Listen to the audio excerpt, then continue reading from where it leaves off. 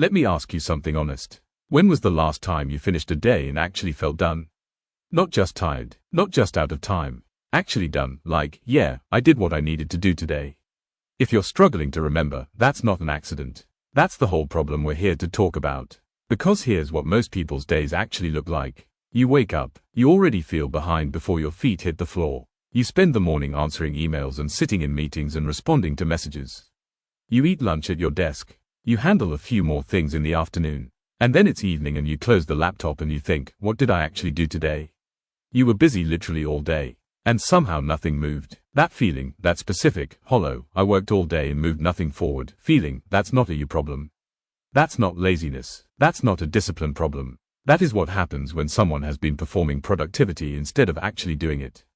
And there's a name for that. It's called busyness theater. We've all been performing productivity without actually practicing it. And nobody told us the difference. Until right now. Stick with me for the next 6 minutes. Because I'm not going to give you a morning routine or a list of apps. I'm going to show you what's actually been happening and what to genuinely do about it.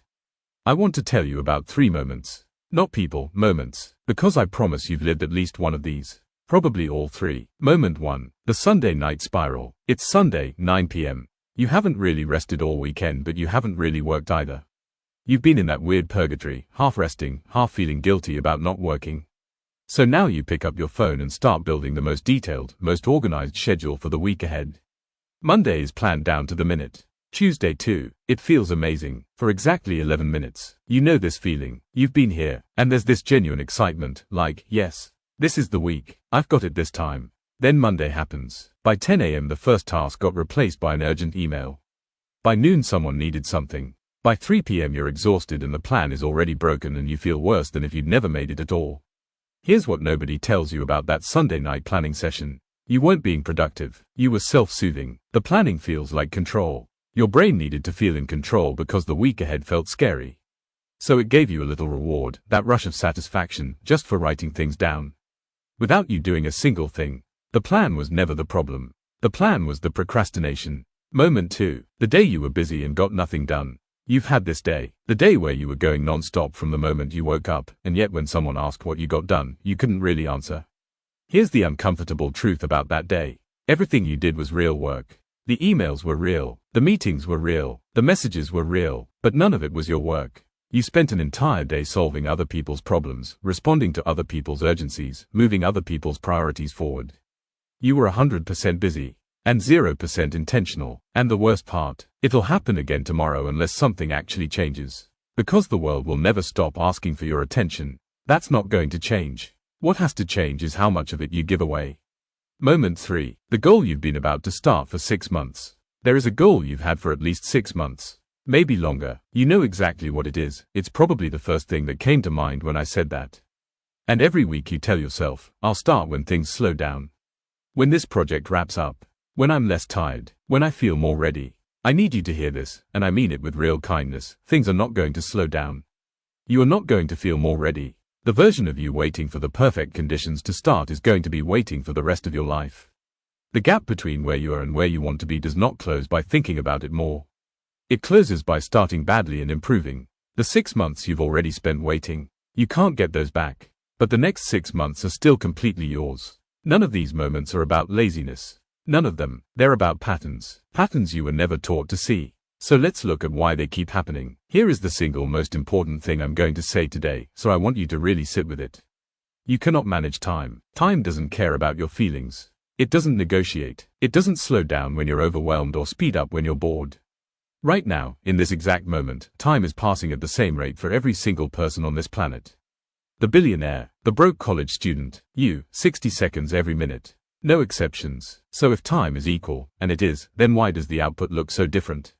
Why do some people seem to build companies and stay healthy and be present with their families, while the rest of us can't finish one important thing before lunch? Because the people who seem to have more time aren't managing time.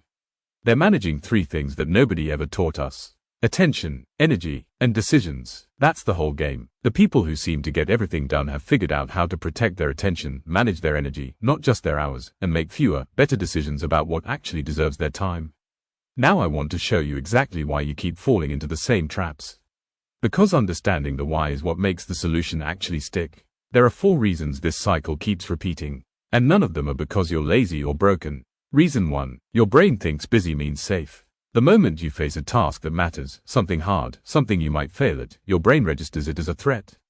Not a physical threat, but an emotional one. What if I do this and it's not good enough? What if I start and realize I can't finish? And so your brain, trying to protect you, sends you towards something easier. Answering emails doesn't risk failure. Reorganizing your desk doesn't risk judgment. Your brain isn't lazy, it's scared, and scared brains run toward busy. Reason 2. You're reacting to life instead of directing it. Most of us don't plan our days, we react to them. We wake up and immediately hand control over to whoever makes the most noise. Notifications, emails, other people's requests, they hijack your first hours before you've even decided what you actually care about. And here's the painful part, reactive days feel productive. You're always busy, you're always responding, but at the end of the day, you look back and realize nothing you chose moved forward. Reason 3. You're scheduling tasks but not your energy. We treat ourselves like computers, like we can schedule any task at any hour and get the same output. But your brain has a biological rhythm. There are windows of your day where your focus is sharp and your thinking is clear. And there are windows, usually early afternoon, where your brain is practically begging you to stop. Scheduling your hardest work during your worst energy window and then blaming yourself for not being productive. That's not a discipline problem. That's a biology problem. Reason 4. You've confused preparation with progress. Your brain gives you a small reward just for planning to do the thing. Opening a new app, creating a new system, buying a new notebook, it mimics progress. It feels like forward motion. So we get addicted to the preparation loop. We plan, we optimize, we research, we organize, and we call it productive. But planning is not doing. And no amount of planning will do the actual work for you. I want to talk about the real cost for a second. Not the lost productivity cost. The cost that shows up in your actual life. The goals that keep getting postponed. Every time you fall into these patterns, you don't just lose time. You lose a piece of your future. The project you've been about to start for 6 months. That's 6 months of your one life. The habit you said you'd build when things slow down. Things don't slow down on their own. They slow down when you decide they do. The permanent feeling of being behind. One of the most exhausting things about being stuck in these patterns is that it never turns off. Your brain keeps a running tab of everything unfinished, everything delayed, everything you said you'd do and didn't. Psychologists call this the Zeigarnik effect. Your brain obsesses over incomplete tasks. So the longer your pile of undone things grows, the more mental noise you carry around. Every hour of every day, even on weekends, even on vacation, you stop trusting yourself. This is the most dangerous one and the least talked about. Every time you tell yourself you'll do something and then don't, every single time, you make a tiny withdrawal from your self-trust account. After enough withdrawals, you stop believing yourself. You stop setting goals because some part of you already knows you won't follow through. That's not laziness, that's a wound, and it only gets worse the longer you wait. But here's what I need you to hold on to. Every single one of those wounds is reversible. The trust comes back, but only when you start doing what you say you'll do. And that starts right now. Okay, here's where things actually change. And I'm not going to give you a system with a fancy acronym. I'm going to give you 3 honest shifts, things that sound almost too simple, but will genuinely change how your days feel. Shift 1. Shrink the list until it hurts. Long to-do lists are not productivity tools. They're anxiety documents. A list of 22 things doesn't tell you what to do, it paralyzes you. Because every time you look at it, your brain is calculating the impossibility of finishing it, which makes it want to do nothing at all. So here's the shift. Every morning, before anything else, you pick 3 things. Not 10, not 5, 3. And you ask yourself, if I only did these 3 things today and nothing else, would today have been a good day?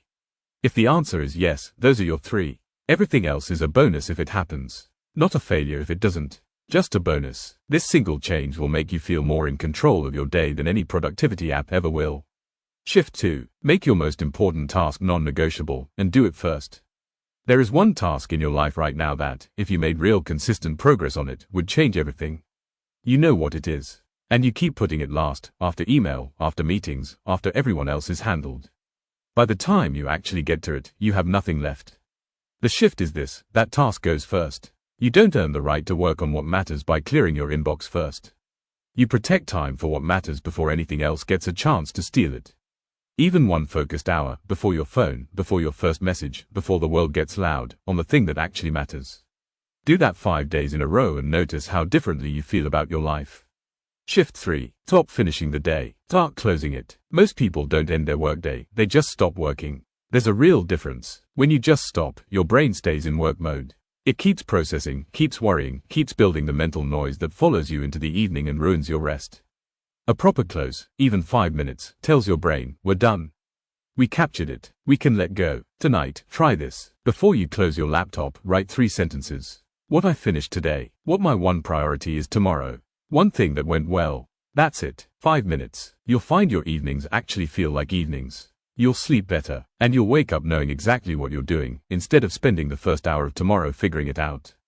Here's 5 things you do today. 5 things. All of them simple. All of them genuinely effective. The only rule is you actually have to do them, not save this video, not screenshot this and move on. Do them. Tip 1. Write tomorrow's one priority tonight, before you sleep. Not your full to-do list. Just one sentence. Tomorrow, the first thing I work on is blank. Write it on a sticky note and put it on your laptop. Write it in your phone notes. Write it somewhere you'll see it when you wake up. When you wake up tomorrow, you won't spend 45 minutes figuring out what to do. You already know. You'll just start. And starting is the hardest part, so you just solved it the night before. Do this tonight, before you sleep. One sentence. That's it. Tip 2. Give yourself a fake deadline that's earlier than the real one. If something is due Friday, tell yourself, genuinely tell yourself, it's due Wednesday. Write Wednesday everywhere. Set reminders for Wednesday. Treat Wednesday like it is the real deadline. Because here's what happens with real deadlines. You get focused, you stop overthinking, you stop trying to make it perfect, you just finish it. Parkinson's law says that work expands to fill the time available for it. Give a task a week, it takes a week. Give it 2 days, it takes 2 days. And the quality is often the same, sometimes better, because you stop second-guessing yourself. Pick one thing you're dragging your feet on right now. Set a fake deadline 48 hours earlier than the real one. Put it in your calendar like it's real. Tip 3. Protect 1 hour a day that belongs only to you. 1 hour, same time every day if possible. Phone in another room, not face down on the desk, actually in another room. No email, no messages, no social media, just you and your most important task. You will be genuinely amazed at what you can accomplish in 1 real uninterrupted hour compared to 6 hours of distracted so-called working. Most people have never actually experienced what focused work feels like because they've never gone more than 11 minutes without checking something. Studies actually show that 11 minutes is the average. Look at your schedule right now and find 1 hour, any hour, that you can protect tomorrow. Block it, name it, treat it like a doctor's appointment you cannot cancel. Tip 4. The 2-minute brain dump. Use this when you feel overwhelmed. When everything feels like too much, when the list is too long and your brain is buzzing and you don't know where to start, stop. Close everything. Get a blank piece of paper and write down every single thing that is in your head. Every task, every worry, I need to remember to. All of it, on paper, outside your head. Then circle one thing. The one thing that if you did it right now would make the most difference. Just that one. Go do it. The rest stays on the paper. It's not lost. Your brain can stop trying to hold it, and that frees up exactly the focus you need to actually work. Next time you feel that overwhelmed, scattered feeling, stop, grab paper, empty your head onto it, circle one thing. 2 minutes. Works every time. Tip 5. Protect the last 30 minutes before bed like they're gold. No screens, no doom scrolling, no just one more video. The last 30 minutes before you sleep are when your brain is consolidating everything from the day, memories, learning, plans. When you fill that window with social media, you're handing your brain a pile of random noise right before it tries to file everything important. Instead, dim the lights, put the phone across the room, do something calm. Read a physical book, stretch, just sit quietly. You will fall asleep faster, sleep deeper, and wake up clearer. Sleep isn't the reward for finishing your work. Sleep is the work that makes tomorrow's work actually possible. Tonight, set an alarm for 30 minutes before your normal sleep time. Label it phone down. When it goes off, put your phone in another room. That is the whole tip. Before I go, I want to say something I genuinely wish someone had said to me a lot earlier. You're not behind. I know that might feel impossible to believe right now. I know your list is long and your time feels short, and some days you look at your life and feel like you're watching everyone else sprint past you while you're standing still. I know that feeling, but behind implies there's a race. And there isn't one. There is just your life, and the question of how you want to spend it. The people who seem to have it figured out, they're not running faster. They're just running in a direction they actually chose. They're not managing more hours. They're just being intentional about which hours get the best self, and which things get their no. You don't need more time. You need fewer things pretending to be important. You need one clear decision about what actually matters. And then you need to protect that decision like your life depends on it. Because honestly, it kind of does. Start now, not tomorrow, not after the next video. Right now, close this, go do the thing, come back and tell me how it went. You have always had enough time. You just needed to decide what it was for.